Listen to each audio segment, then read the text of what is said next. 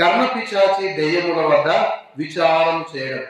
చాలా సందర్భాల్లో చూసినప్పుడు మనం ఏం చేస్తాం తెలుసా, దయ్యాల దగ్గర కానీ కర్ణ పిశాచులను బట్టి కానీ మనం వాటికి సాగిలవుతారు, వాటి గురించి మాట్లాడుతూ ఉంటాం, వాటి గురించి ఎక్కువ చర్చిస్తూ వస్తాం, అవన్నీ గురించి ఒక రూపం గురించి మనం మాట్లాడుతూ వస్తాం.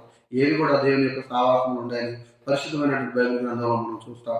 కాబట్టి ద్వితీయోపదేశ కాండము 18వ అధ్యాయం 11వ వచనంలో కర్ణ పిశాచి నడువు వారినైనను దయ్యముల యొక్క విచారణ చేయు వారినైనను మీ మధ్య ఉండనీయకూడదు, వాటిని చేయు ప్రతివాడును యెహోవా ఏయుడు, ఆ ఏయములైన వాటిని బట్టి నీ దేవుడైన యెహోవా నీ ఎదుట నుండి ఆ జనములను వెళ్ళవు.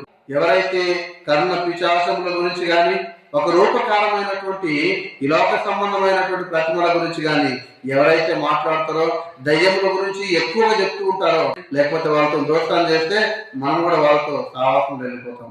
కాబట్టి అలాంటి వాళ్ళతో మనకు ఎలాంటి దోషాలు అవసరమో